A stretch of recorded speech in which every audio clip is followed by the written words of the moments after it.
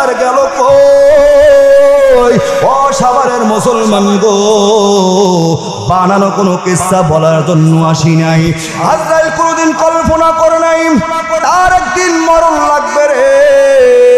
এত মাখলুকাতের জানগুলো কবজ করলো, এত জিন, এত মানুষ, এত ফেরেশতার জানগুলো কবজ করলো।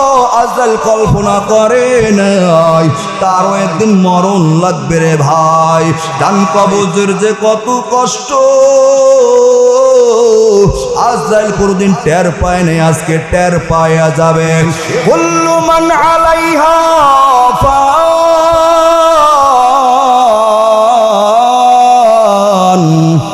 ওয়া ইয়াবকা ওয়াজহু রাব্বিকা যুল জালালি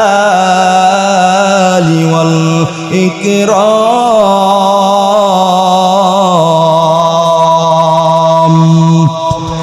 একমাত্র আল্লাহ থাকবেন, আর দুনিয়ায় কেউ থাকবে না। তুমি আর আমি কোথায় যে থাকবো? আইনাল মুতাকাব্বিরুন,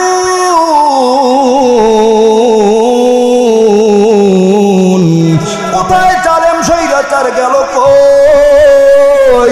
ও সাভারের মুসলমান গো, বানানো কোনো কিস্সা বলার জন্য আসি নাই। আল্লাহর কোরআন থেকে বলতেছি, আল্লাহ ওই যে হুঙ্কার ছেড়ে ছেড়ে বলবেন ক্ষমতা দিয়েছিলাম। ফিরাউন গেল কই? নমরুদ গেল কই?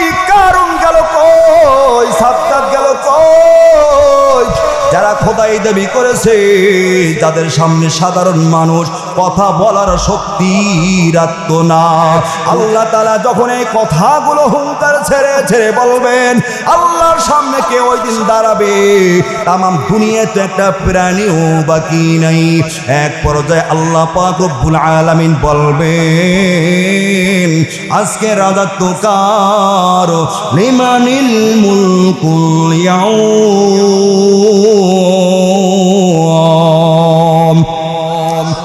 আল্লাহর কথার সামনে কেউ জবাব দেওয়ার মতো ওই দিন তো থাকবেন না।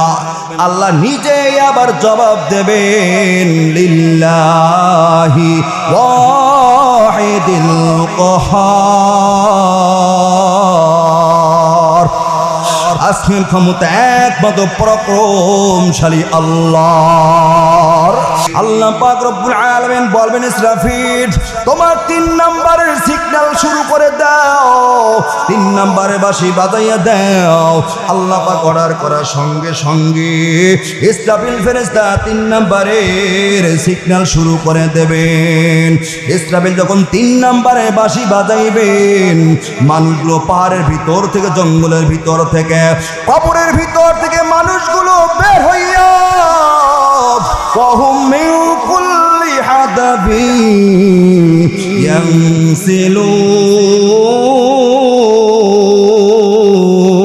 ينسلون। ওই দিনটাতে কত কঠিন, মানুষগুলো কবর থেকে বের হইয়া আসমানের দিকে তাকাইয়া তাকাইয়া নাফসিয়া নাফসি করবে, আর চিল্লাবে, দৌড়াইতে থাকবে। কে সুন্দরী, কে যুবতী, কে রে শাড়ি পরানা, লুঙ্গি পরানা, তাকানোর পরিমাণ সুযোগ থাকবে না, সুযোগ থাকবে না। তুমি আজ না হয় কাল বুঝবে একদিন, আজ না হয় কাল বুঝবে একদিন, নিবিলে জীবন বাতি কার লাগিয়া কান্দো দিবারাতি। ভেবে দেখো কেউ হবে না তোমার, ভেবে দেখো কেউ হবে না তোমার, কবর দেশের সাথী কার লাগিয়া কান্দো দিবারাতি। পাগল মন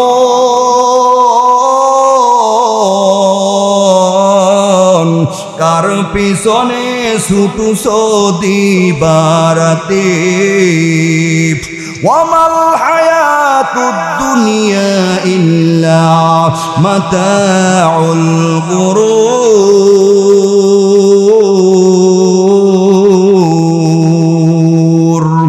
ये हम सब मुसाफिर हैं,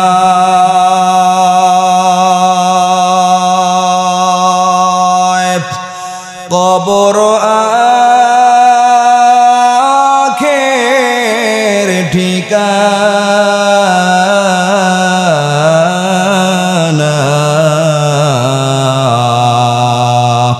ওই আগে রওয়ানা হয় ওই পিছে রওয়ানা क्या समाना लाया मुसाफिर सफर तेरा है बईद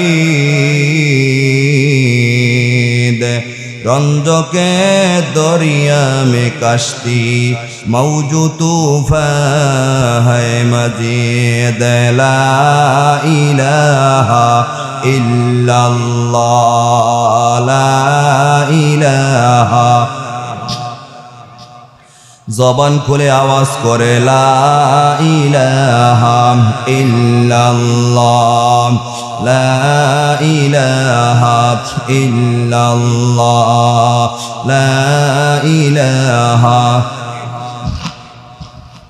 لا إله إلا الله لا إله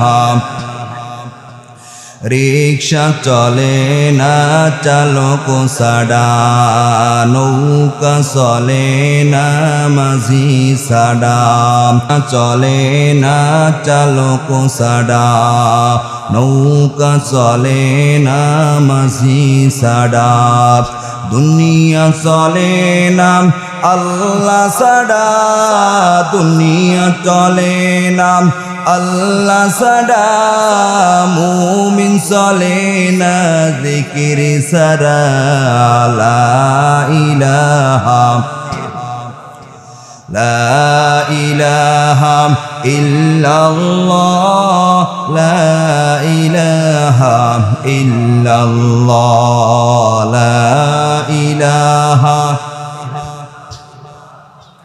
لا إله إلا الله محمد رسول الله صلى الله عليه وسلم সকলে মুহাব্বতের সাথে বলি সাল্লাল্লাহু আলাইহি ওয়াসাল্লাম আর মজা নিয়ে বলেন সাল্লাল্লাহু আলাইহি ওয়াসাল্লাম দেখেন এই ছোট দরুদ এটা যখন আমরা পাঠ করি আপনার আমার ঠোঁট শেষে গিয়ে কত সুন্দর করে মিলে যায় সাল্লাল্লাহু আলাইহি ওয়াসাল্লাম কতক্ষণ ঠিক কিনা আমার দিকে তাকান দেখেন ঠোঁট কেমন করে মেলে সাল্লাল্লাহু আলাইহি ওয়াসাল্লাম মেলে না সাল্লাল্লাহু আলাইহি ওয়াসাল্লাম পয়গম্বর আরবি মুহাম্মদুর রাসূলুল্লাহ সাল্লাল্লাহু আলাইহি ওয়াসাল্লাম বলেন আমার মহব্বতে পাগল হইয়া উম্মত তুমি যখন বলবা সাল্লাল্লাহু আলাইহি ওয়াসাল্লাম তোমার ঠোঁট দুইটা মেলতে দেরি তোমার নাম তোমার বাবার নাম মিষ্টি হয়ে আমি নবীর সোনার মদিনায় পৌঁছতে 1 সেকেন্ডও সময় লাগে না আর আস্তে বলেন সুবহানাল্লাহ এই যে কয়েকবার সুবহানাল্লাহ আপনাদের জবান দিয়ে আমি বলাইলাম ও সাভারের মুসলমান গো কয়েকবার আপনাদের জবান দিয়া সুবহানাল্লাহর দুরূদটা পাঠ করাইলাম 4-5 বার তেলাওয়াত করলেন 4-5 বার আপনার আমার নাম বাবার নাম সহ নবীজি রওজা আথার সোনার মদিনায় হাজির হয়ে গেল নবী আমার দেখেন সাভারের ওই জামালুল কোরআন মাদ্রাসার ময়দানে বসিয়া রে আমার উম্মতরা আমার মহব্বতে পাগল হইয়া দুরূদ পাঠ করেছেন লিস্টি দেখার সঙ্গে সঙ্গে নবী আমার ডাক দিয়ে বলেন উম্মত আমার উপর দুরূদ পাঠ করলি না কিয়ামতের ময়দানে আমি নবীর সুপারিশটাকে ওয়াজিব করিয়া নিলি এরে উম্মত কাল কিয়ামতের ময়দানে মুসিবতের দিন আমি নবী তোমাকে ফেলাইয়া মালিকের জান্নাতে যাব না। জোরে বলেন সুবহানাল্লাহ। হর কে বাসদ আমেলে সল্লু মুদাম আতে শোদো যোগসাওয়াদ বরওয়ে হারাম। হর কে বাসদ আমেলে সল্লু মুদাম আতে শোদো যোগসাওয়াদ বরওয়ে হারাম। বর মুহাম্মদ মির ওয়াসানাম সদ সালাম আশফিয়ে মুজরিমা ইয়াউমাল কিয়াম। দুরুদ পড়লে লাভ না লস, আরো জোরে বলেন লাভ না লস। প্রতিদিন যদি 100 বার নবীর উপর আমরা দুরূদ শরীফ পাঠ করি, 100 বার আপনার আমার লিস্টি নবীজির রওজা যেতেই থাকবে, যেতেই থাকবে।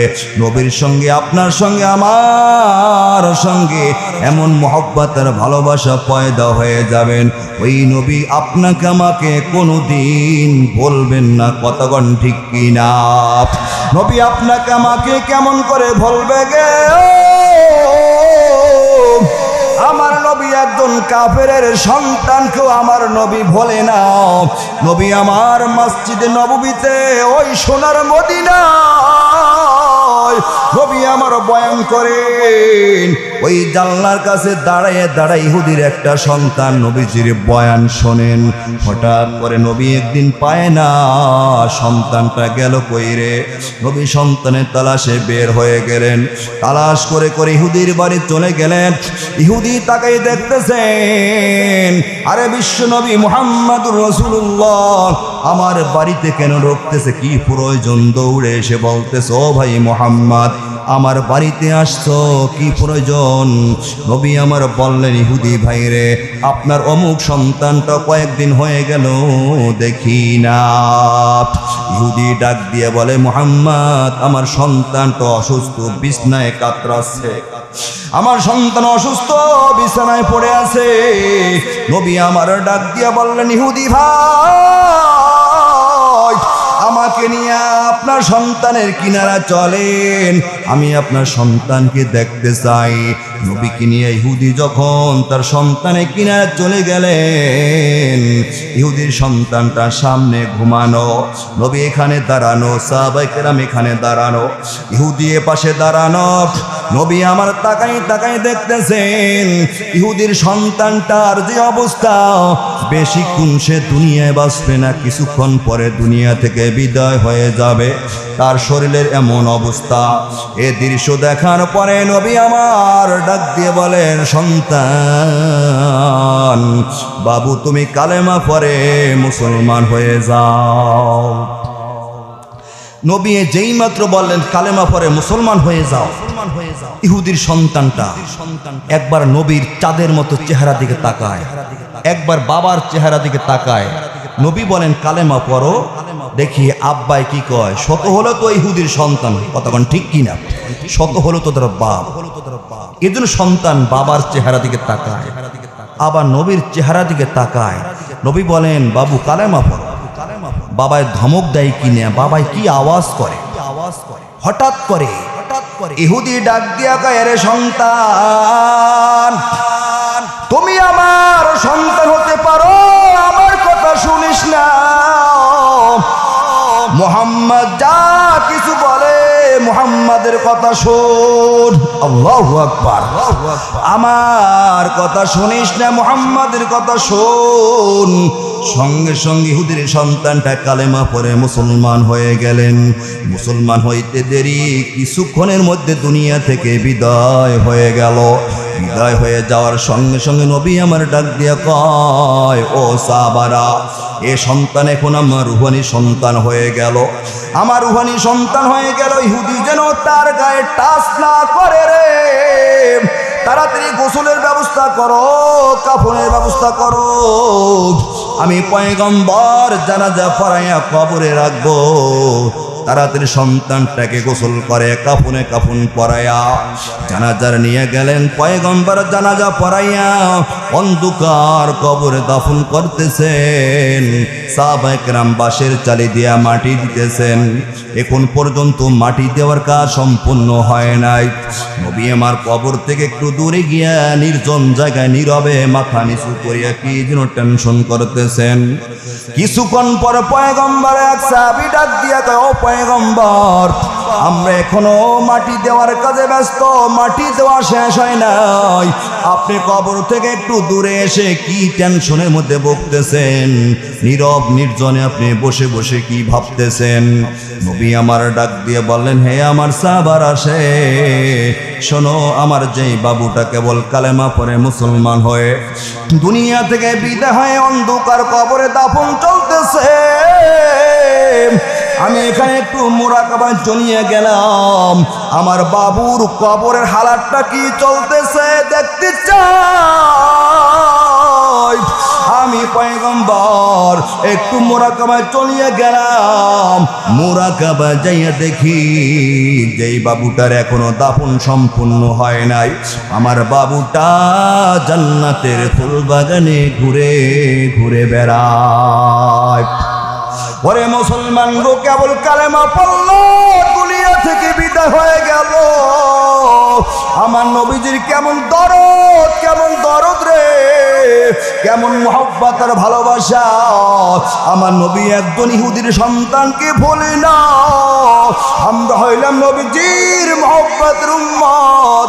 আমরা যদি নবীজির মহব্বতের মালাটা গলার মালা বানাইনি, ওই পয়গম্বর কশিন কালো আপনাকে আমাকে বলবেন না। কতক্ষণ ঠিক কিনা?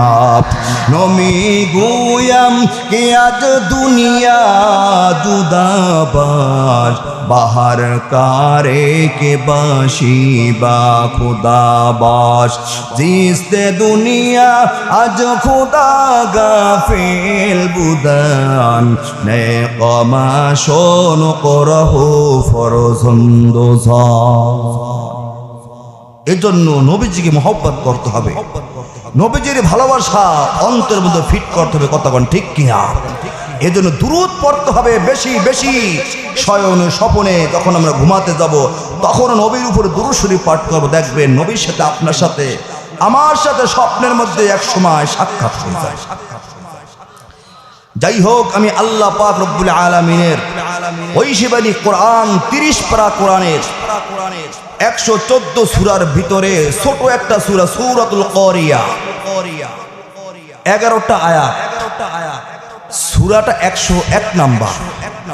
সূরাটা দেখতে যদিও ছোট, কিন্তু এই ছোট সূরার ভিতরে আল্লাহ পাক রব্বুল আলামিন কিয়ামতের নকশা এঁকে দিয়েছেন, কিয়ামতের চিত্র তুলে ধরেছেন। আল্লাহ রাসূল সাল্লাল্লাহু আলাইহি সাল্লাম যেদিন আল্লাহর বাড়িতে মেরাজে রাত্রে যাইতেছিলেন, 7 আসমান পাড়ি দিয়ে যখন আল্লাহর আরশের উপরে চলে গেলেন, আল্লাহ রাসূল তাকাই দেখলেন আরশ থেকে একটু দূরে বিশাল দেহওয়ালা একজন দাঁড়ানো, যার বড় বড় 2টা চোখ, বড় বড় 2খান কান। নবী তাকাই দেখতেছেন, চোখ 2টা একবার উপরের দিকে ঘুরায়, একবার নিচের দিকে ঘুরায়, কান সতর্ক পজিশনে।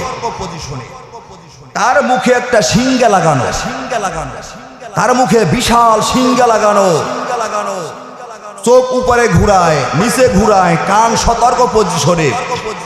নবী এর দৃশ্য দেখে বলতেছেন, ও ফেরেশতা, এই কে?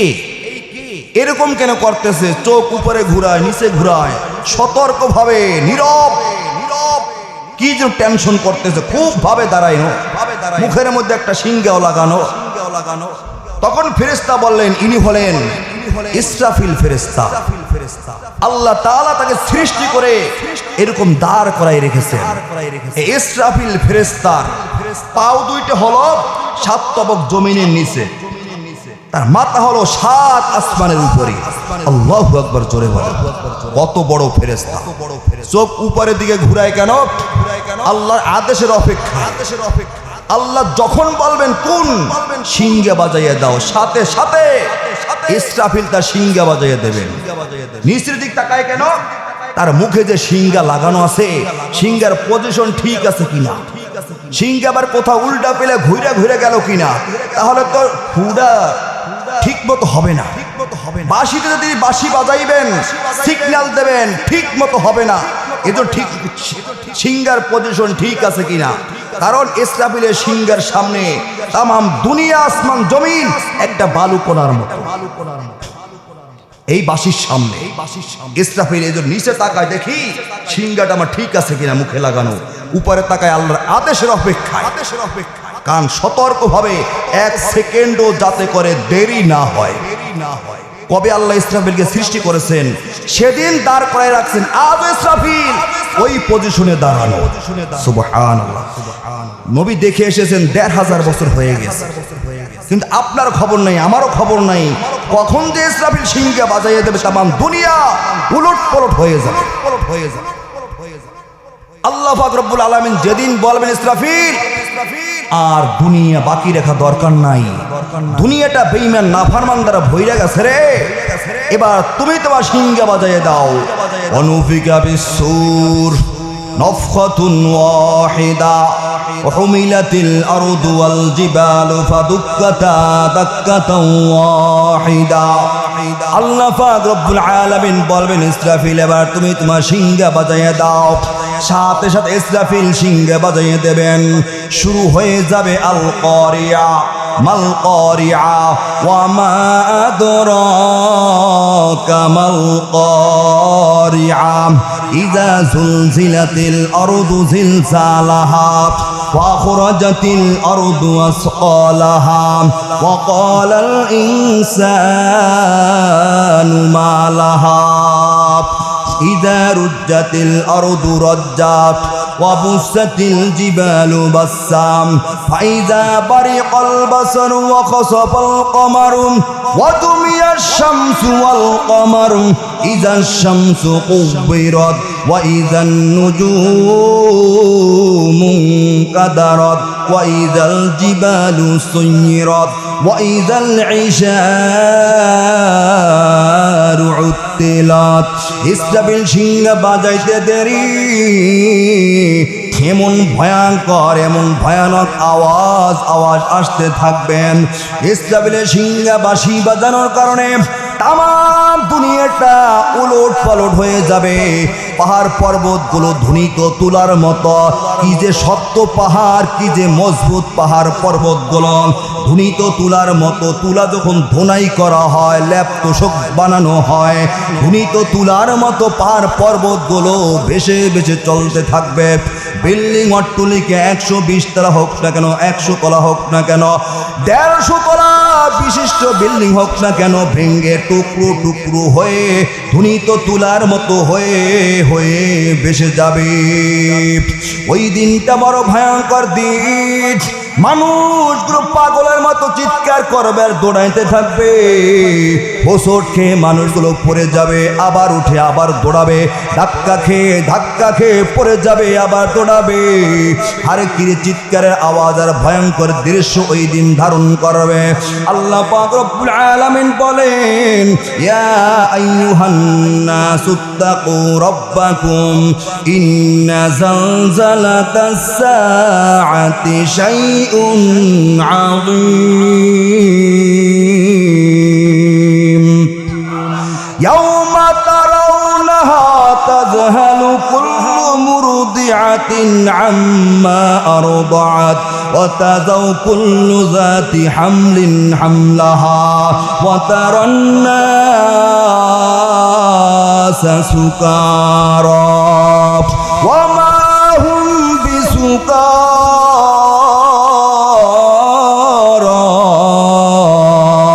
ওয়ালাকিন্না আযাবাল্লাহি শাদীদ।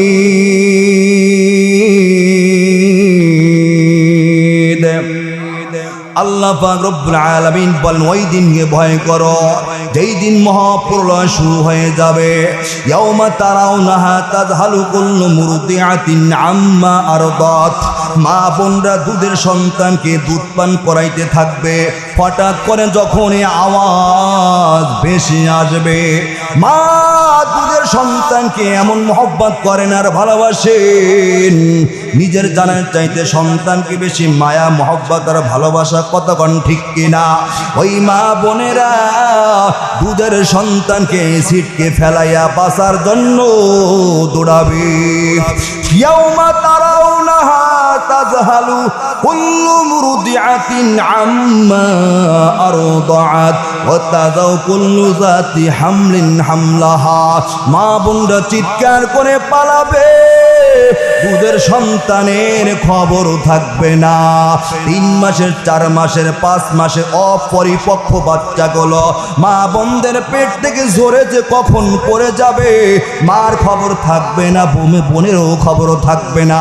এই মা বোনদের পেটের বাচ্চা 10 মাস 10 দিন কম বেশি যখন ধারণ করে, যখন ডেলিভারি হয়ে যায়, তাতে মা বোনদের চিৎকারে বাড়ি থাকা যায় না, কতক্ষণ ঠিক কিনা? কিন্তু 3 মাসের 4 মাসের 5 মাসের বাচ্চাগুলো মা বোনদের পেট থেকে কখন যে ঝরে পড়ে যাবে মা বোনদের খবর থাকবে না। বাঁচার জন্য পাগলের মতো চিৎকার করে দৌড়াবে, মানুষগুলো মাতালের মতো করতে থাকবে। মানুষ মনে করবে নেশা খেয়েছে, ট্যাবলেট খেয়েছে। আল্লাহ পাক রব্বুল আলামিন বলেন না না, ওয়ামা হুম বিসুকারা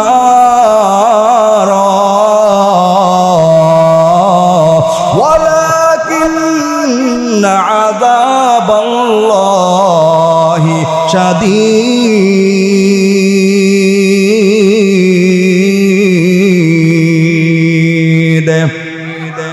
মানুষ মনে করবে নেশা খেয়েছে, ট্যাবলেট খেয়েছে, মাতালের মতো কেন করে রে?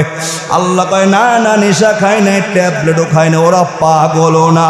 আমি আল্লাহর আযাবের ভয়ে তো ওই দিন মানুষগুলো মাতালের মতো করতে থাকবে। এইরকম কত বছর কত মাস পার হয়ে যাবে, দুনিয়ার কেউ জানে না, একমাত্র জানে কে। এরকম চলতে থাকবে, চলতে চলতে চলতে চলতে যখন একটা মেয়াদ শেষ হয়ে যাবে, আল্লাহ পাক রব্বুল আলামিন ইসরাফিল ফেরেশতাকে বলবেন, এবার তুমি তোমার 2 নম্বরের সিগন্যাল বাজাইয়া দাও। ইসরাফিল আলাইহিস সালাতু ওয়াস সালাম 2 নম্বরে সিংহা বাজাইয়া দেবেন। 2 নম্বরে সিগন্যাল বাজানো মাত্র গ্রিন সিগন্যাল হয়ে যাবে। গ্রিন সিগন্যাল, কুল্লু নাফসিন যায়িকাতুল মাউত, সবাই মরে যাবে, কোনো মানুষ থাকবে না, জিন থাকবে না, ফেরেশতাও থাকবে না, সবাই মরে যাবে। হঠাৎ করে আল্লাহ পাক রব্বুল আলামিন ডাক দিয়ে বলবেন, ও মালাকুল মউত আজরাইল। ওই যে এখনো জিবরাইলকে দেখা যায়, ইসরাফিলকে দেখা যায়, মিকাইলকে দেখা যায়, এ জমিনে কে কে বাকি আছে? আখবিরনি মাইয়াবকা।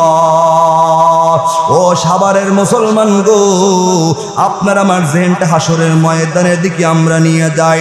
কিয়ামতের ময়দানটা কোন ভাবে ঘটবে, কেমন আকারে ঘটবে, কিয়ামতের চিত্রটারে একটু কানটা লাগাইয়া শোনো। জেনটা ময়দানে নিয়ে যাই, আল্লাহ পাক যখন ঘোষণা করবেন, মালাকুল মউত আজরাইল আমাকে বলো, আখবিরিনি মাইয়াবকা, আর কে কে জমিনে বাকি আছে বলো। মালাকুল মউত আজরাইল ওই দিন ডাক দিয়া বলবেন, আল্লাহ, তামাম দুনিয়ায় একজন মানুষও নাই, একজন জিনও তামাম দুনিয়ায় আর বাকি নাই, ফেরেশতাও নাই, আছে শুধু জিবরাইল, আছে মিকাইল, আছে ইসরাফিল, আর আমি আছি তোমার গোলাম আজরাইল, আর আছে আরশ বহনকারী ফেরেশতারা। ওয়া হামিলু আরশা রাব্বিকা ফাওকাহুম ইয়াওমাইযিন সামানিয়া। দুনিয়ায় একটা প্রাণীও আর বাকি নাই। আল্লাহ পাক রব্বুল আলামিন তখন বলবেন, ও মালাকুল মউত আজরাইল, এবার মিকাইল ফেরেশতার জানটা কবজ কর। মিকাইল ফেরেশতা এত বড় ক্ষমতার একজন ফেরেশতা, মেঘমালা যারা দায়িত্ব দেওয়া হয়েছে, ঝড় তুফান বৃষ্টি বাদল, এই যে সিডর, এই যে বড় বড় প্লাবন বন্যা আসে রে, দুনিয়া উলুট পালট কইরে ফেলায় রে, এই ক্ষমতা দেওয়া হয়েছে মিকাইল ফেরেশতার হাতে। এই মিকাইল ফেরেশতার জানটা কবজ করার জন্য অর্ডার হয়ে যাবে রে। মালাকুল মউত আজরাইল মিকাইল ফেরেশতার জান কবজ করার জন্য রওনা। মিকাইলের জানটা কবজ করে ফেলবে, মিকাইলের বাহাদুরি শেষ। আল্লাহ পাক এবার বলবেন আখবিরনি মাইয়াবকা, আর কে কে বাকি আছে বলো। এবার মালাকুল মউত আজরাইল ডাক দিয়া বলবেন আল্লাহ, আছে জিবরাইল, ইসরাফিল, আর আমি তোমার গোলাম আজরাইল, আর আরশ বহনকারী ফেরেশতা। আল্লাহ পাক রব্বুল আলামিন বলবেন যাও যাও এবার ইসরাফিল ফেরেশতা জানটা কবজ করো। যেই ইসরাফিল ফেরেশতার সিংহা বাজানোর কারণে তামাম দুনিয়াটা লন্ডভন্ড হয়ে গেল। পাহাড় পর্বত আসমান জমিন পর্যন্ত বিশাল আসমান চন্দ্র সূর্য খসে খসে পড়ে গেল। এত বড় পাওয়ারফুল ক্ষমতাওয়ালা ফেরেশতা ইসরাফিল ফেরেশতা আজকে তার জান কবজ করার জন্য অর্ডার হয়ে যাবে। মালাকুল মউত আজরাইল, যার অন্তরে কোনো দয়া মায়া নাই, কথা কও ঠিক কিনা। ইসরাফিল ফেরেশতা জান কবজ করার জন্য রওনা। ইসরাফিল ফেরেশতা জানটা কবজ করে ফেলবে। ইসরাফিলের মুখে তখন ওই সিংহাটা লাগানো ছিল।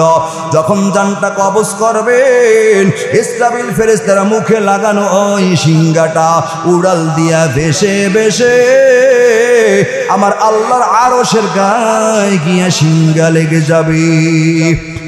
ইসরাফিল ফেরেশতার বাহাদুরি শেষ। আল্লাহ পাক বলবেন ও মালাকুল মউত আজরাইল আখবিরনি মাইয়াবকা, আর কে কে বাকি আছে বলো। আজরাইল তখন বলবেন আছে জিবরাইল, আর আমি আছি, আর আরশ বহনকারী ফেরেশতা। আল্লাহ তাআলা বলবেন এবার জিবরাইলের জানটা কবজ কর। এই জিবরাইল ফেরেশতা হলো সকল ফেরেশতার সরদার। এত বড় পাওয়ারফুল ক্ষমতাওয়ালা ফেরেশতা জিবরাইল। যত আসমানি কিতাব আছে জিবরাইল আমিন আল্লাহ তাআলার পক্ষ থেকে নিয়ে আসছেন। আজকে জিবরাইল ফেরেশতার জানটা কবজ করার জন্য অর্ডার হয়ে যাবে। মালাকুল মউত আজরাইল জিবরাইল ফেরেশতার জানটা কবজ করার জন্য রওনা। জিবরাইলের জানটা কবজ কইরা ফেলাইবে।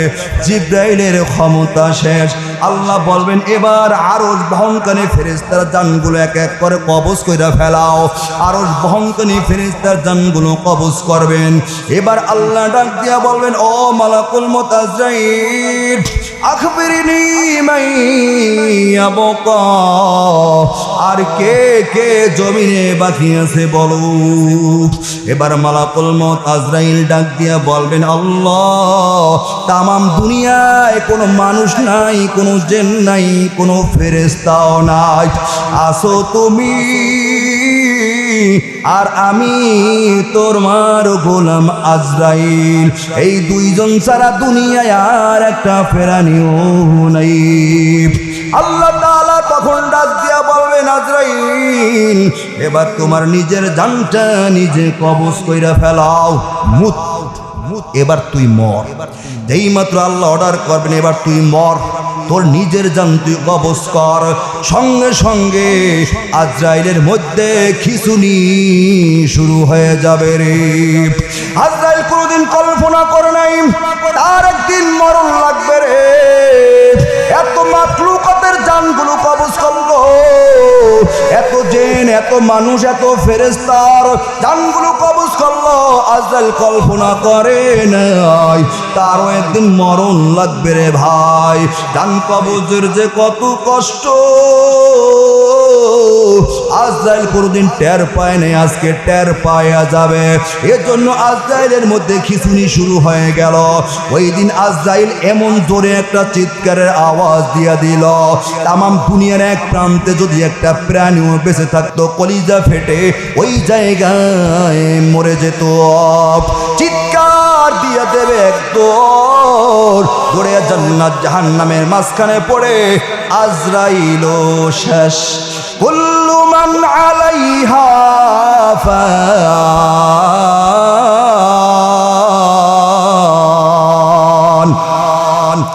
ওয়া ইয়াবকা ওয়াজহু রাব্বিকা যুল জালালি ওয়াল ইকরাম।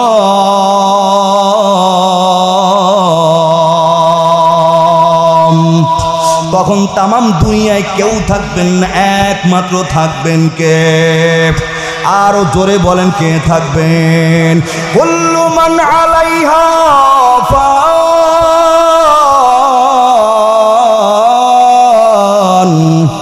ওয়া ইয়াবকা ওয়াজহু রাব্বিকা যুল জালালি ওয়াল ইকরাম।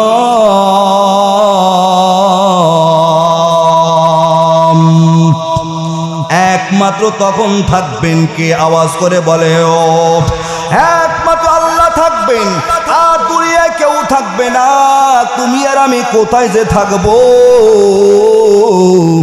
তখন আল্লাহ পাক রব্বুল আলামিন এই জমিনকে লক্ষ্য কইরা বলবেন, ইয়া আরদু আইনা আশজারুকে, ও জমিন তোমার পিঠের উপর কত বড় বড় গাছপালা ছিল, বৃক্ষগুলো ছিল। আইনা আশজারুকে, সেই বৃক্ষগুলো আজকে তোমার পিঠের উপরের গেল কইরে। ইয়া আরদু আইনা আনহারুকে, এ জমিন তোমার পিঠের উপরে পদ্মা ছিল, মেঘনা ছিল, যমুনা ছিল, আটলান্টিক মহাসাগর ছিল, আরব সাগর ছিল, নীল দরিয়া ছিল। আজকে তোমার পিঠের উপরে বড় বড় সমুদ্র সাগরগুলো গেল কই। ইয়া আরদু আইনা আনহারুকে, ইয়া আরদু কোথায় গেল রে জমিন? আইনাল কুসুর,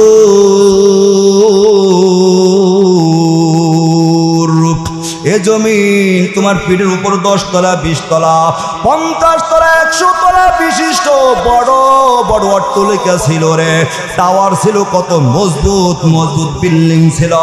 কোথায় গেল আইনাল কুসুর? কোথায় গেল বিল্ডিং অট্টালিকা গুলো রে? আল্লাহ তাআলা এরকম বলতেই থাকবেন, বলতেই থাকবেন। এক পর্যায়ে আল্লাহ পাক রব্বুল আলামিন বলবেন, আইনাল জাব্বারুন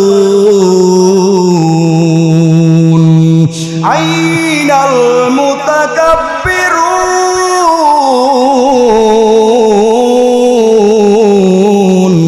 কোথায় গেল দুনিয়ার স্বৈরাচার রাজা বাদশারা গেল কয়?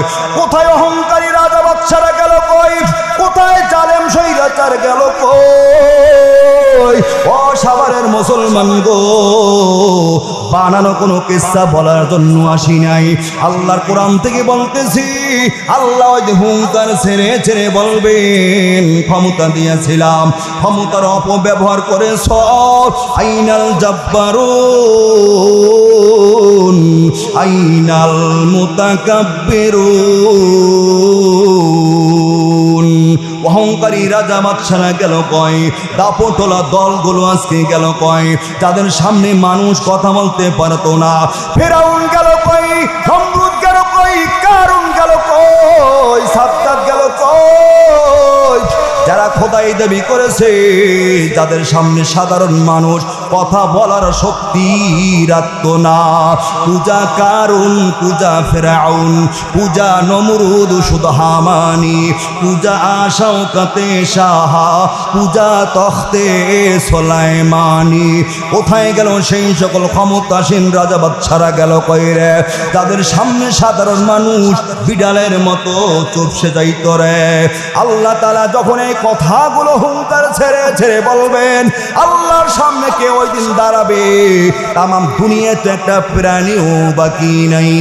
এক পর্যায়ে আল্লাহ পাক রব্বুল আলামিন বলবেন, আজকে রাজত্ব কার? লিমানিল মুলকুল ইয়াউম।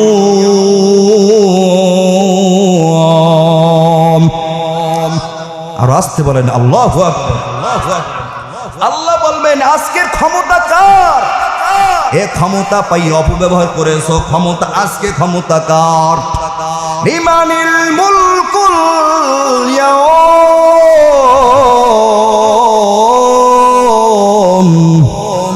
আজকের ক্ষমতা কার? আল্লাহর কথার সামনে কেউ জবাব দেওয়ার মতো ওই দিন তো থাকবেন না। আল্লাহ নিজে আবার জবাব দেবেন, লিল্লাহি ওয়াহিদিল কাহার। আজকের ক্ষমতা একমাত্র পরাক্রমশালী আল্লাহর। এরকম কত বছর যে পার হয়ে যাবে রে দুনিয়ার কেউ জানে না, একমাত্র জানে আমার আল্লাহ। আল্লাহ ওই দিনটা যে কত ভয়ঙ্কর অবস্থা ধারণ করবে। দুই সিংহা বাজাইলেন, আর একটা সিংহা বাজানো বাকি আছে, কতক্ষণ ঠিক কিনা? হাদিসের মধ্যে একটা শব্দ আসছে আরবাউন। আরবাউন মানে 40। মা বাইনা নফখাতাইন আরবাউন। হাদিসখানা বর্ণনা করেছেন আবু হুরায়রা রাদিয়াল্লাহু তাআলা আনহু, যে আরেকটা সিংহা যে বাজানো হবে, এই দুই সিংহার মাঝখানে ব্যবধান হলো 40। আরবাউন মা বাইনা নফখাতাইন আরবাউন। এই হাদিস বর্ণনাকারী আবু হুরায়রাকে জিজ্ঞাসা করা হলো, ও আবু হুরায়রা, সিংহা যে আরেকবার বাজানো হবে, দুই সিংহের মাঝখানে ব্যবধান 40। এই 40 দিনের উদ্দেশ্য কি? 40 দিন পর আল্লাহ তাআলা আবার ইসরাফিলকে জীবিত করে দাঁড় করাইয়া মুখে সিংহা লাগাইয়া দেবেন, তিনি সিংহা বাজাইয়া দেবেন 40 দিন পরে। আবু হুরায়রা বলেন আমি জানি না। আবু হুরায়রাকে জিজ্ঞাসা করা হল 40 বছর পরে, তিনি বলেন আমি জানি না। 40 মাস পরে আবু হুরায়রা বলেন আমি জানি না। আমি আবু হুরায়রা এতটুকু জানি, 40 40 40 40 দ্বারা মালিকের কি উদ্দেশ্য? 40 দিন না, 40 বছর না, 40 মাস না, 40 সপ্তাহ, এটা আমি জানি না, একমাত্র জানে আমার আল্লাহ। এই 40 যখন পার হয়ে যাবে, এরপর আল্লাহ পাক রব্বুল আলামিন ইসরাফিল ফেরেশতাকে আবার জীবিত করে দাঁড় করাইয়া দেবেন। ওই যে তার মুখে সিংহা লাগানো ছিল, আল্লাহর আরশের গায়ে গিয়ে লেগেছিল, ওই সিংহাটা আবার উড়াল দিয়া ভেসে ভেসে ইসরাফিল ফেরেশতার মুখে সে আবার লেগে যাবে। আল্লাহ পাক রব্বুল আলামিন বলবেন, ইসরাফিল তোমার 3 নম্বরের সিগন্যাল শুরু করে দাও, 3 নম্বরের বাঁশি বাজাইয়া দাও। আল্লাহ পাক অর্ডার করার সঙ্গে সঙ্গে ইসরাফিল ফেরেশতা 3 নম্বরের সিগন্যাল শুরু করে দেবেন। ইসরাফিল যখন 3 নম্বরে বাঁশি বাজাইবেন, মানুষগুলো পাহাড়ের ভিতর থেকে, জঙ্গলের ভিতর থেকে, কবরের ভিতর থেকে মানুষগুলো বের হইয়া ওয়াহুম মিন কুল্লি হাদাবি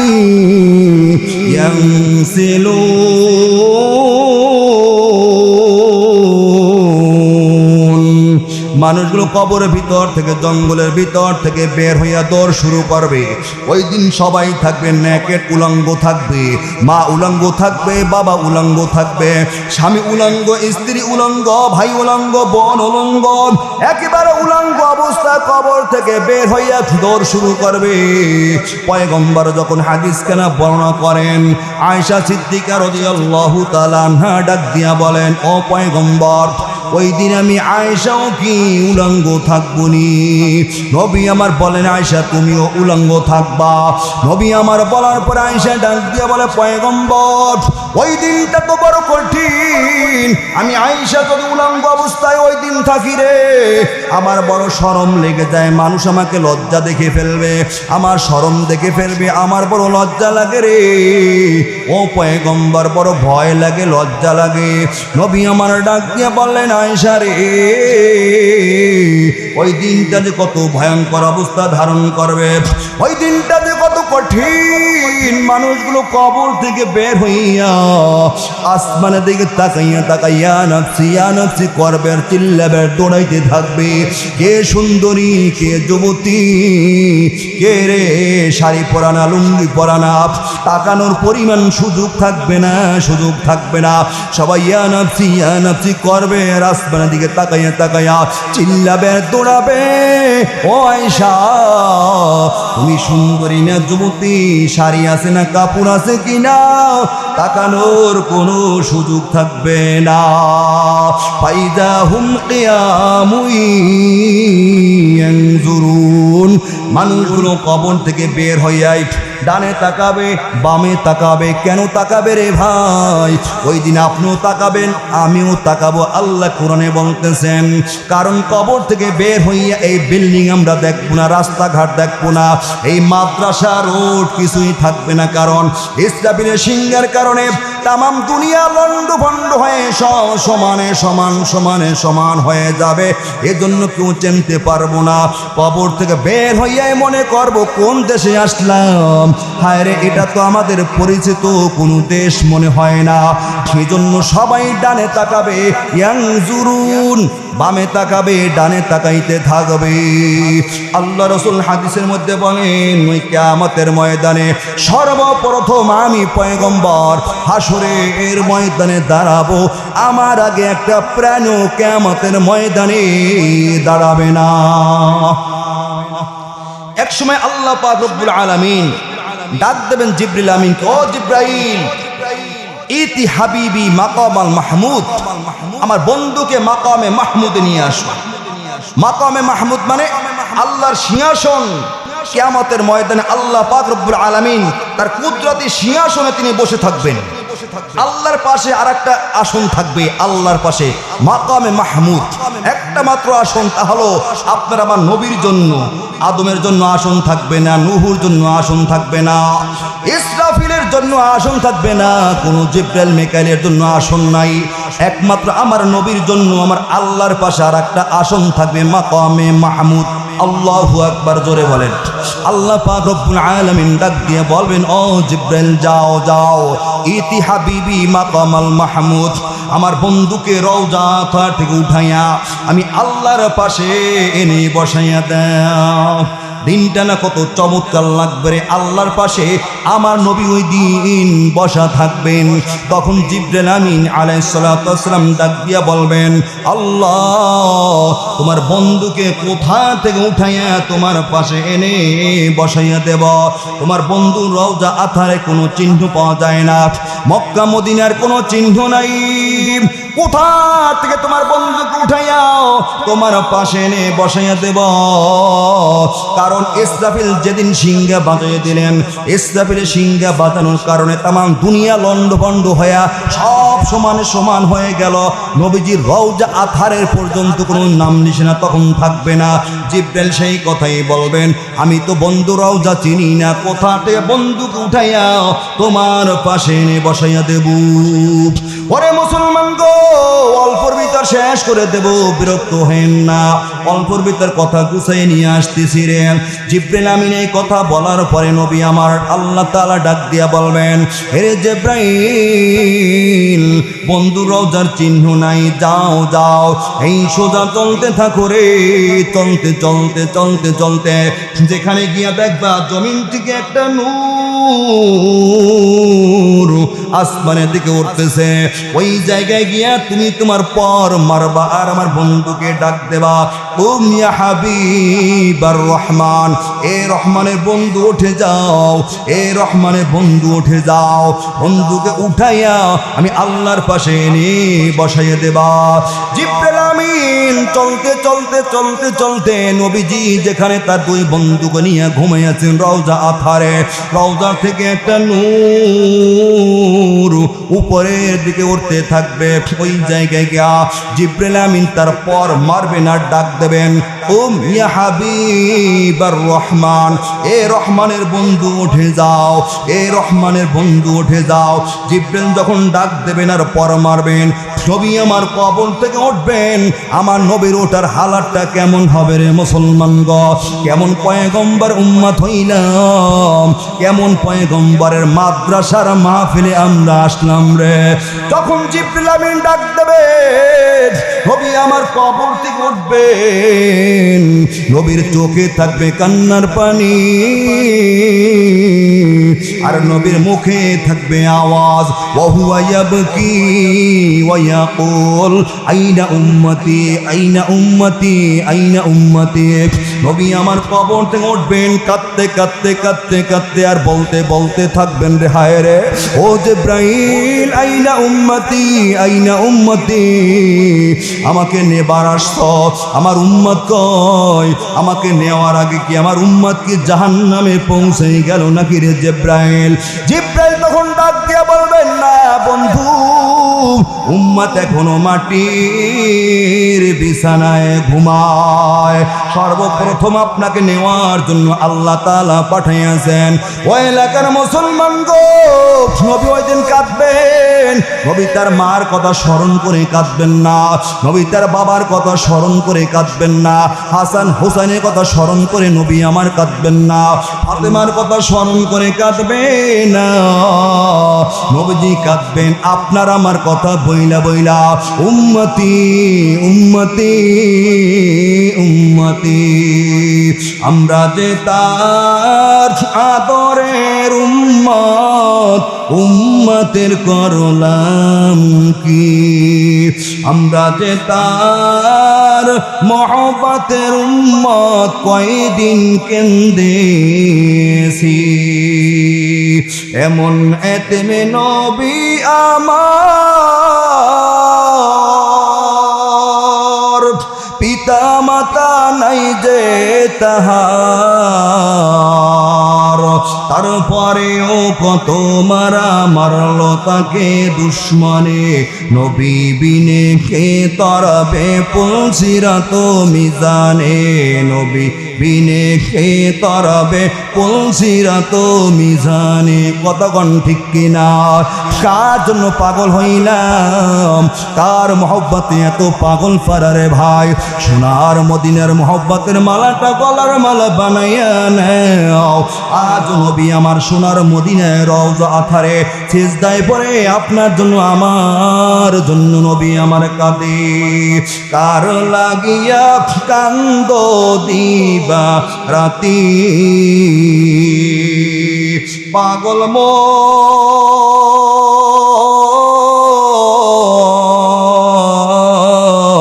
কার পিছনে ছুটু সৌদি বারাতি। সুন্দর বাড়ি টাকা করে সেই দুনিয়ার বাহাদুরি, সুন্দর বাড়ি টাকা করে এই দুনিয়ার বাহাদুরি।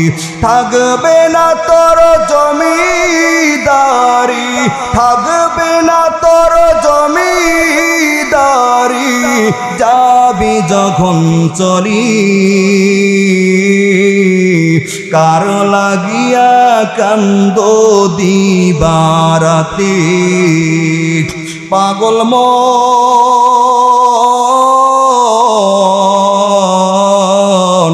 কার পিছনে ছুটু দিবারাতি। আমার আমার বইলা যারে ভাবছো সারাক্ষণ, আসলে যে কেউ নয়, তারা কেউ নয় রে আপন। কতক্ষণ ঠিক কিনা? আপন আপন বইলা যারে ভাবছো সারাক্ষণ, আসলে যে কেউ নয়, তারা কেউ নয় রে আপন।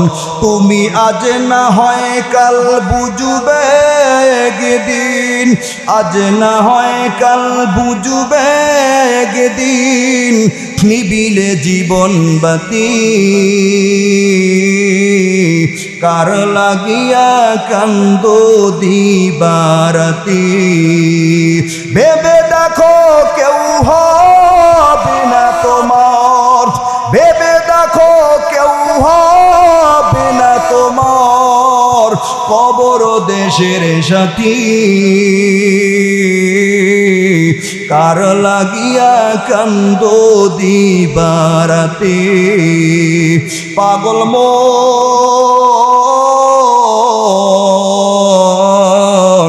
কার পিছনে ছুটু দিবারাতি। ওয়ামাল হায়াতুদ দুনিয়া ইল্লা মাতাউল গুরুর,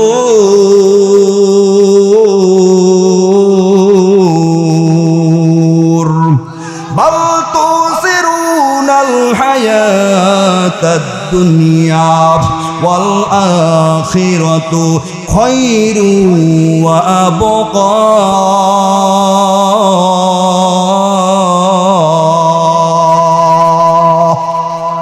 सोने हाफिज बतू गुयाम के गुलता जानमी मानत अगर मानत शबे मानत शबे दीगार नमी मानत गोलज गुलशन जुदा जस्तन तरुता जानमी मानत अगर मानत शबे मानत शबे दीगार नमी मानत।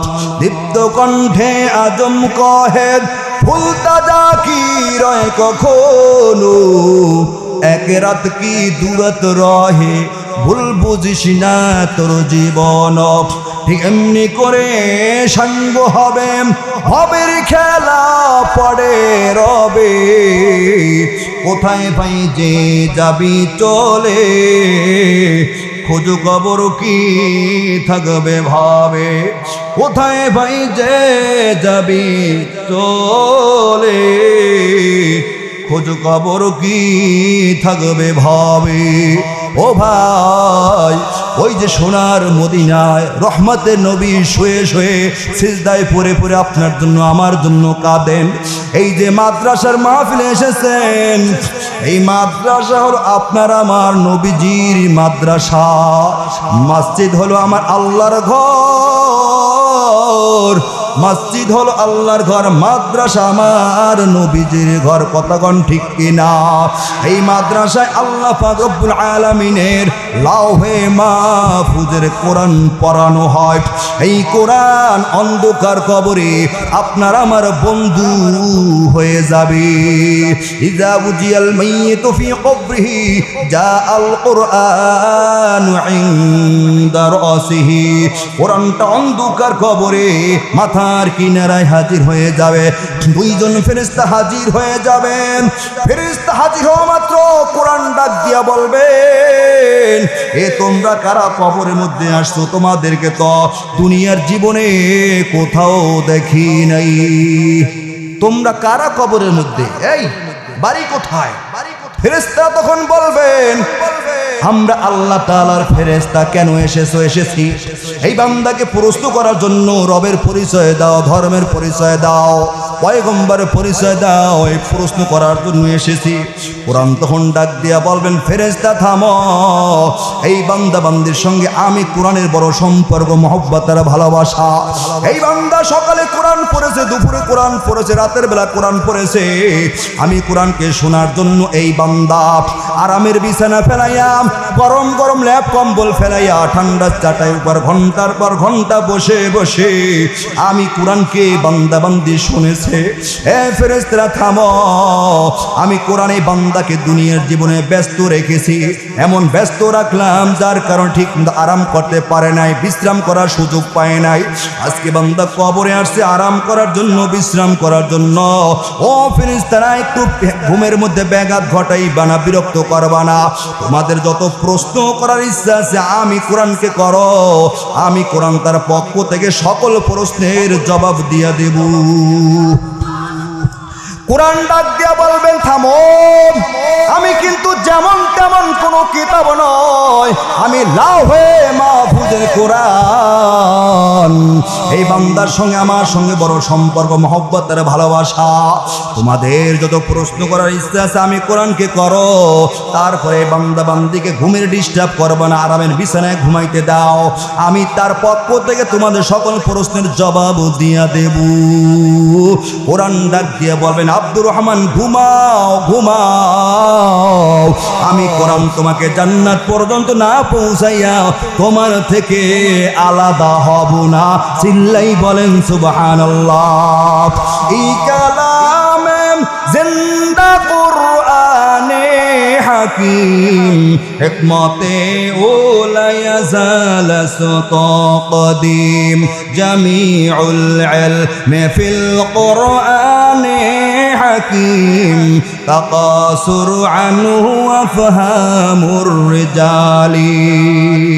এই সেই কোরআনের মাহফিলে আপনারা এসেছেন, এই কোরআনটা আপনার আমার কবর বন্ধু হয়ে যাবে। এই কোরআনটা এই নবীজির মাদ্রাসায় পড়ানো হয়। সকলে বলি আলহামদুলিল্লাহ।